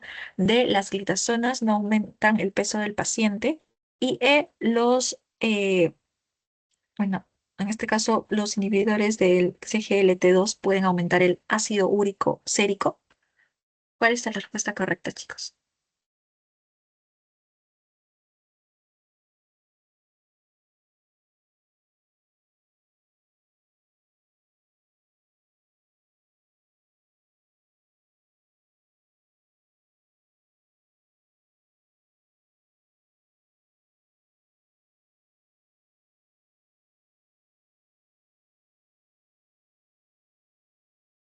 ¿Podría ser la B? La B. Yapi, a ver, la metformina tiene muy alto riesgo de acidosis láctica. Ya, mira, me alegra que te confundas aquí porque realmente, o sea, es algo que tú puedes pensar, pero lo que yo mencioné justo fue eso, que ay, ¿dónde está? Ya, que la metformina tiene, así, tiene como riesgo la acidosis láctica, pero esto es muy raro, ¿ok? Es muy raro, no es común que suceda, ¿ok? Es por eso que no. Ha sido también otra pregunta, ¿ah? Que la acidosis láctica es muy raro. Sobre todo tiene síntomas gastrointestinales, deficiencia de vitamina B2, ¿no? Bueno, síntomas gastrointestinales, deficiencia de vitamina D y acidosis láctica, pero es muy rara. Entonces, acá la respuesta correcta serían las sulfonilurias. Tienen un riesgo moderado alto de hipoglicemia. ¿Ok? No aumentan el ácido úrico, no aumentan tampoco el peso del paciente. Miremos esto. Generan pérdida de peso. Acá está. Las glitazonas. Antiazolinediona, espérate.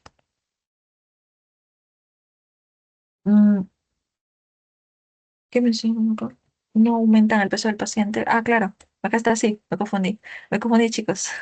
Más bien, ¿cómo se llama? Aumentan el peso del... Ajá. En este caso, aumentan el peso del paciente. Acá dice, no aumentan el peso del paciente. Sí, sí. Está bien. Es por eso que está mal. Uy, me pasó. Ya, es por eso que está mal. La metformina sí tiene riesgo, ¿no? De acidosis láctica, pero no es muy alto, es muy bajo más bien. Y primera línea es metformina. Y ahorita vamos a ver cuál es la segunda atención primaria, en primer nivel, si no está la metformina a mano. Esto es del MINSA. ¿Ok?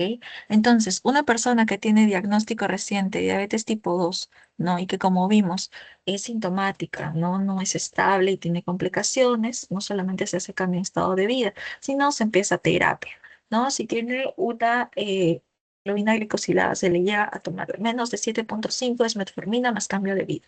Si no está disponible la metformina, nosotros como médicos generales, ¿qué podemos darle? Una sulfonilina. ¿Cuál? Glibenclamida. ¿Ok? Esto no está en la teoría, chicos, pero ténganlo en cuenta. Nosotros como médicos, futuros médicos generales, podemos darle glibenclamida. ¿Ok? Si el paciente no está respondiendo bien, nosotros lo derivamos al endocrinólogo luego de ello. Y el endocrinólogo va a ver todo esto de acá que vamos a ver ahora. Esta tablita fea, la del ADA, que básicamente es esto de aquí, que es del MINSA también. Es básicamente del MINSA. Es lo mismo, más o menos lo mismo que esto. Ok, entonces leemos primero la del MINSA. Nos dice que el tratamiento farmacológico va a depender de las comorbilidades y las características del paciente, así como sus objetivos de control terapéutico. Ok, depende todo del paciente. Y el medicamento de primera línea incluye a la metformina, siempre hago esto, va a incluir a la metformina y a los cambios en el estilo de vida. Ok, incluye a la metformina y a los cambios en el estilo de vida. ¿Ok? En aquellos pacientes que tengan alto cardiovascular. ¿Cuándo nosotros vamos a hablar de alto riesgo cardiovascular? Acá tengo una tablita. Punto. Según el ADA, ¿no? La categoría en hombres más de 55 años, mujeres más de 65 años y factores clínicos o de laboratorio, la hipertensión arterial es un riesgo, alto riesgo cardiovascular. La dislipidemia, el tabaquismo, la obesidad, la albuminuria, la tasa de filtración glomerular reducida y un antecedente familiar de enfermedad cardiovascular prematura también es un factor de riesgo. ¿Ok? Tengan en cuenta. En este caso, recuerden hipertensión, sobre todo porque hay un examen.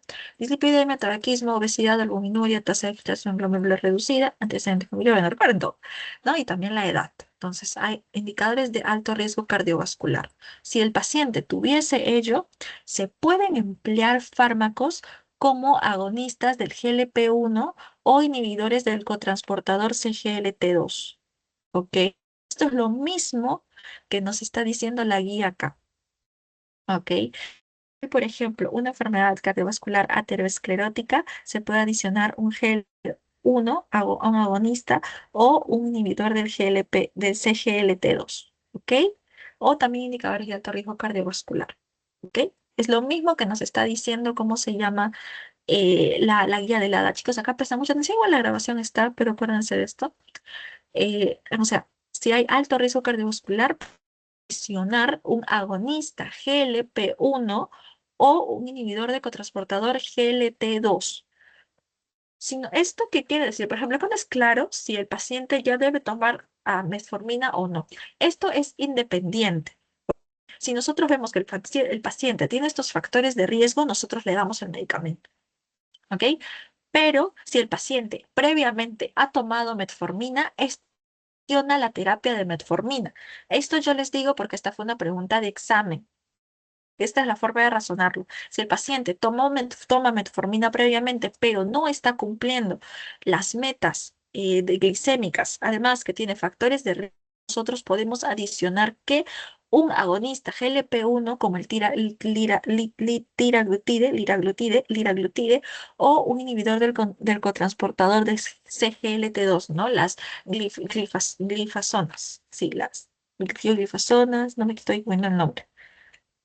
Dapaglifazona, empaglifazona, perdón chicos, me dos nombres, dapaglifazona y empaglifazona. Y las glifazonas, ¿ok? Glifosina, gapaglifosina y empaglifosina, ¿ok? Estos inhibidores también. O el liraglutide también, o duraglutide, pero sobre todo el liraglutide, ¿ok? Y dapaglifosina, empaglifosina, recuérdense porque si vienen preguntas de qué fármaco el paciente, más que nada tienen que pensar en estos, ¿ok? Sobre todo. Entonces, es lo mismo que nos dice acá. Acá esto significa si hay una enfermedad, pues, cardíaca, ¿no? Una insuficiencia cardíaca. Adiciona CGLT2, ¿no? En este caso, si, por ejemplo, hay enfermedad crónica renal, enfermedad renal crónica, ¿no? También CGLT2, ¿no? CGLT2. O en todo caso, también agonistas GLP-1. Es en este caso CGLT2. Y también, por ejemplo, para el tema del peso, eficacia para disminuir peso, por ejemplo, está acá lo que les mencioné, el liraglutide, ¿no? Paciente que tiene un IMC más de 25, ¿no? También para lograr la meta y el mantenimiento, estos fármacos, ¿no? Alto liraglutide antes que el GLP-1. Entonces, ¿qué recomienda sobre todo adicionar el ADA al GLP-1 y al agonista del GLP-1 y al inhibidor del cotransportador CGLT2? ¿Ok? Sobre todo esos dos. Y bueno, el otro punto nos dice, en aquellos pacientes cardiovascular establecida, la elección del segundo fármaco debe realizarse en función de sus factores, como la eficacia del fármaco, el riesgo de hipoglicemia, efectos sobre el peso corporal, costo, ¿no? En estos casos, cuando hay un paciente que tiene alto riesgo cardiovascular, pero se deberá evaluar más, ¿no? Pero eso no le van a preguntar. Luego, y cuando nosotros empezamos a considerar el uso de insulina, ¿no? Cuando el paciente no está logrando sus metas, ya empezamos nosotros a otros medicamentos, ¿no? Si el paciente sigue sin lograr sus metas, vamos a avanzar a insulina, ¿ok? En este caso, ¿no? El paciente cuando nos hace pensar que el paciente debe necesitar otros medicamentos cuando la hemoglobina glicosilada está más de 7,5 a 9, ¿no? Ya pensar, ¿no? En eso. Cuando ya con nosotros consideramos insulina, más de todo ese rango que hemos dicho, cuando hay evidencia de catabolismo, cuando hay hemoglobina glicosilada, más de, recuerden eso, si es hasta 9, asociación, entonces, menos de 7,5, pero sintomático, con morbilidades que no esté estable, vamos a darle metformina solo con cambios de vida. Si ya tiene de 7,5 a 9, vamos a darle un adicional, dependiendo si tiene una enfermedad cardiovascular, le damos agonistas GLP-1 o un inhibidor cotransportador de CGLT2, ¿ok? Y en otro caso, nuestro paciente ya tenga más de 10, vamos a adicionar insulina, ¿no? ¿Con qué? Con una insulina basal. Y vamos subiendo poco a poco como vimos arriba, ¿no? Como vimos acá. A ver que recuerden. Bueno, más arriba. Acá. Insulina basal, ¿no? Luego basamos insulina basal 2 dosis, insulina basal plus, insulina basal bol. ¿Ok?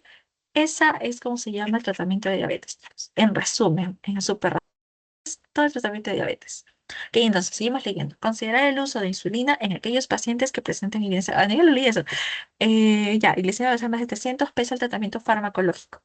Luego, mantener el uso de metformina en combinación con insulina a menos que esté contraindicada o no sea tolerada. Ok, eso también, a menos que esté contraindicada o no sea tolerada. Intensificar el uso de la insulina combinando insuficiencia prolongada con insulina de acción rápida, como vimos, o ultra rápida según necesidad. Asociar insulina de acción prolongada o insulina de acción rápida, ultra rápida según necesidad. Sobre todo en aquellos cuyas dosis de insulina basal superen los 0,5 UI kilogramos al día. ¿Ok? Entonces, de ser posible, emplear combinación de insulina con análogos de GLP-1 para lograr metas de control glicémico. Entonces, empezamos con insulina basal, no podemos, empezamos a asociar insulina de acción prolongada basal con insulina de acción rápida o ultra rápida. Si no vemos que hay, si vemos que hay una dosis de insulina basal que supere el 0,5 por kilogramo por día. Y de ser posible, emplear combinación de insulina con análogos de GLP-1 para lograr metas de control glicémico. Reevaluar el esquema de tratamiento mayores de 3 a 6 meses. ¿Ok? Ese es el periodo en que se debe revisar el paciente diabético. Y ahora pasemos a las preguntas y ya acabamos, chicos, porque está muy rápido. A ver, hasta las 11 dura la clase. Ya, diabetes. Entonces, tenemos diabetes. Diabetes, bueno, diabético tipo 2 de 35 años que ha sido diagnosticado, bueno, es mujer, hace 2 años. Acude en consulta con restricto régimen nutricional y actividad física, además de metformina, 850 miligramos 3 veces al día. Entonces, 3 veces al día está tomando metformina. Y tiene una hemoglobina glicosilada de 8,3 y IMC de 42. Entonces, vemos, acá ya nos dice IMC, el que tenga 8,3 tiene más de 7,5, ¿no? Más de 7,5. Entonces, tenemos que agregar metformina más otro fármaco. Metformina más otro fármaco, ¿no? En este caso, vemos que el paciente también, por ejemplo, tiene, ¿cómo se llama? Eh, Nos habla de ¿cómo se llama? ¿De alguna enfermedad cardiovascular? No, no nos habla de eso, pero tiene un IMC de 42. Entonces, nosotros vimos que un paciente con IMC 42, por ejemplo, tiene un peso grande. Entonces, ¿qué fármaco está arribita, se puede decir, para, ¿cómo se llama? Disminuir el peso, ¿no? Causar la disminución del peso, la pérdida de peso, ¿no? Y es eficaz en todos ellos. ¿Cuál ustedes creen que es la respuesta, chicos? Si me responden esa, chicos, me entendieron. Así que por favor respóndanme esa.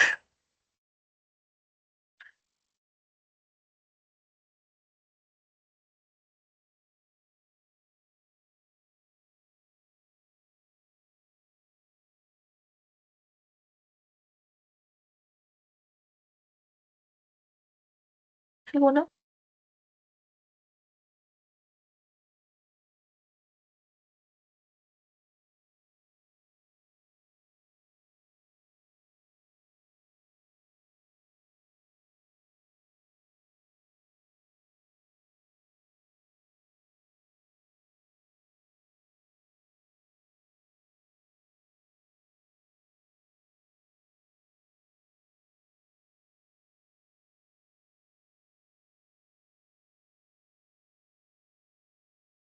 ¿Sería pioglitazona?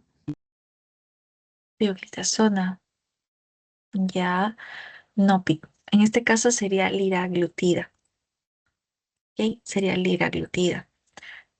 Como les había mencionado antes, o sea, eso no bueno, es una tazón, no, no está en primera línea para bajar de peso, se puede decir, o sea, en este tipo de paciente, lo que, por ejemplo, se suele usar según recomendación del ADA, sobre todo es, por ejemplo, liraglutid, ¿no?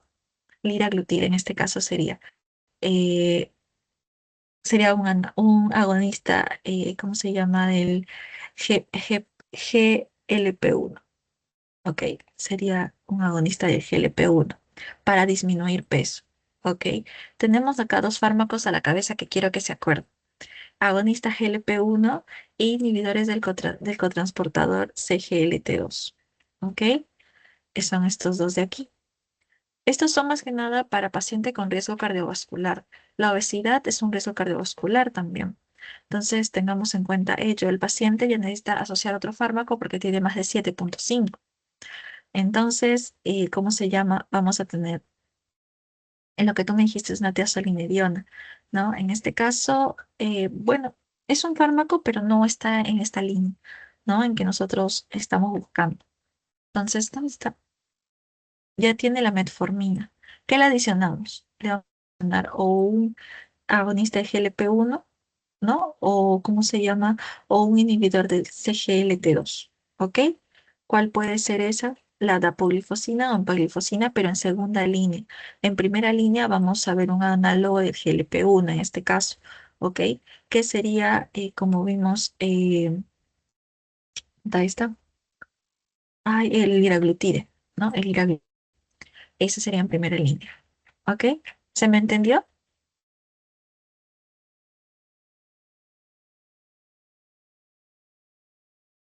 la explicación, chicos? ¿Mm? Ay, no se te escuchó, Fer. No, sí, sí, mucho mejor.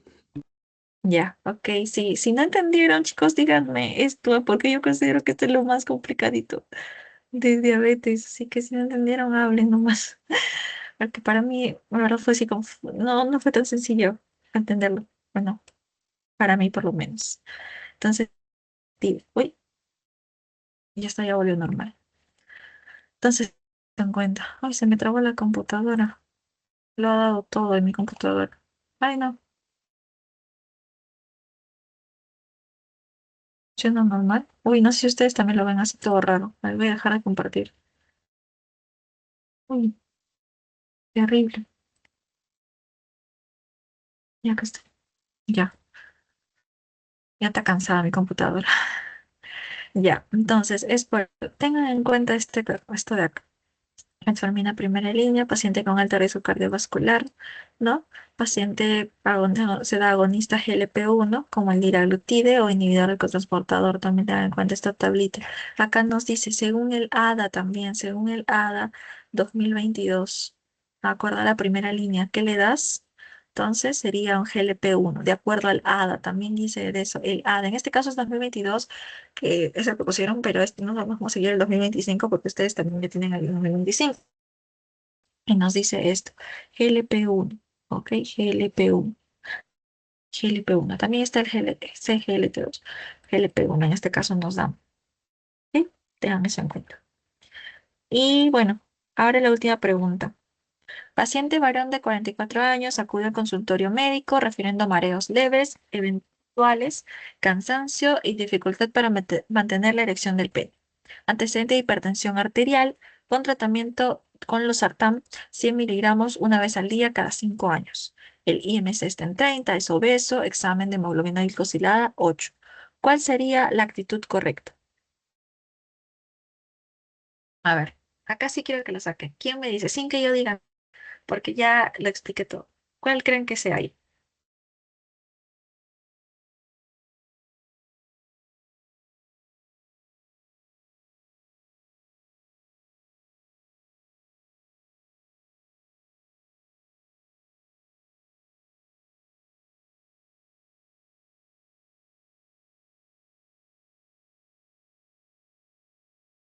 ¿Alguna, chicos?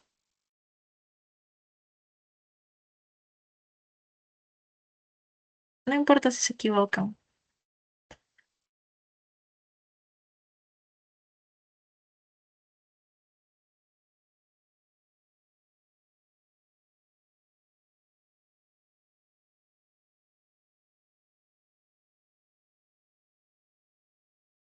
¿Alguno? La E. La E. ¿Por qué la E?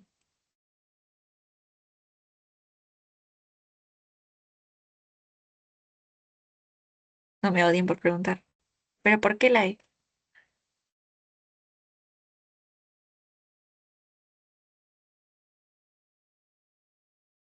Siento que es más por el cambio de estilo de vida y el control. Ya. Ok. O sea que es algo agregado, pues no al tratamiento. Y como su hemoglobina glicosilada no está tan alto, Ya. ¿Cuánto dije que era el rango para asociar tratamiento? ¿Recuerdas? Para dar terapia combinada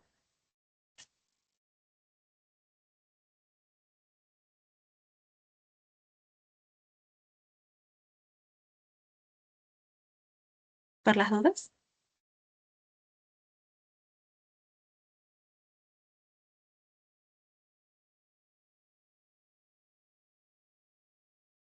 A ver, yo lo digo.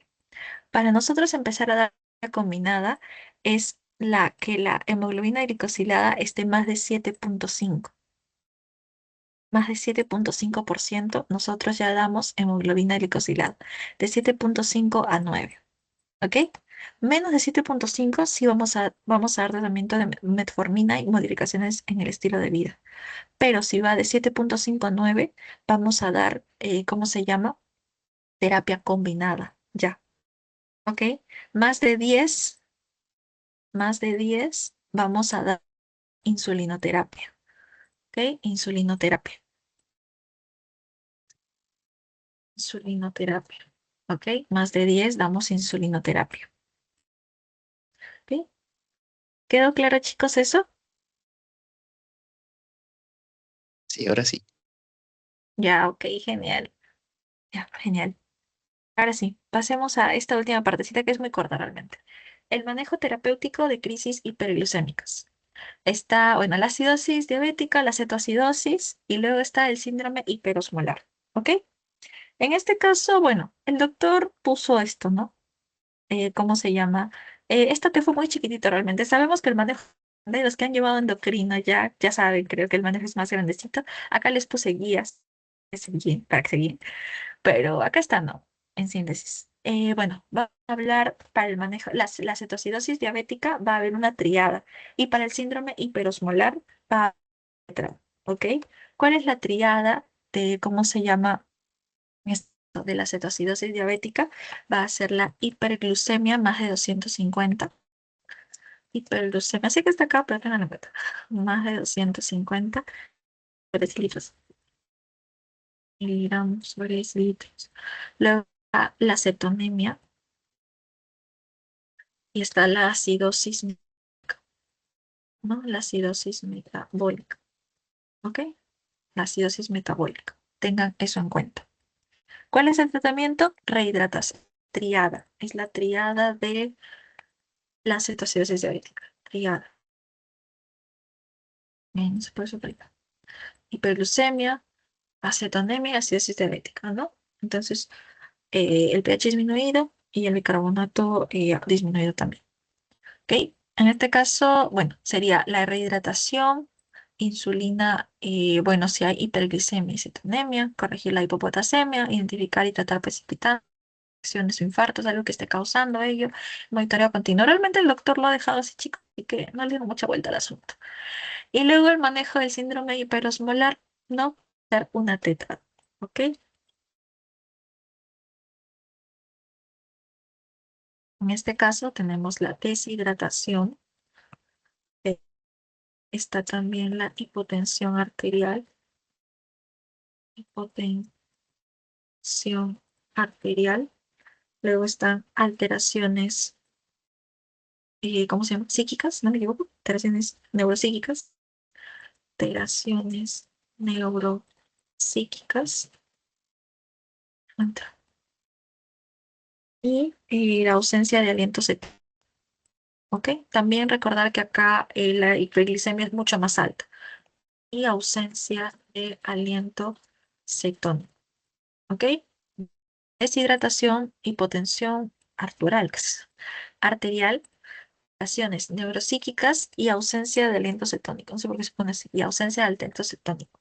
¿Ok? Acá hay una fuerte deshidratación y acá la glucosa es más de 600. Igual rehidratación, corregir potasio si es posible, insulina, ¿no? Luego de corregir la deshidratación, monitoreo, los intensivos. Esto es muy general, ¿no? ¿No, chicos? Corregir en este caso con insulina, no rehidratar, potasio, pero quédense con eso nada más, con los síntomas, ¿no? Y acá luego, si quieren indagar un poquito más, acá les dejé dos guías, ¿no? Una más actual y una más antigua, que es del 2015 y esta sí es más actual, sí, 2023 creo que es, para que se puedan guiar. Y ya, eso sería todo por la clase de hoy, chicos. Si tienen alguna duda, decir con confianza. La clase de hoy ha sido larga, también por eso es que la aplacé un poquito más. Si no hay alguna duda, voy enviando el post-test. Entonces piensan algo. Ahora voy a guardar la grabación. Ya.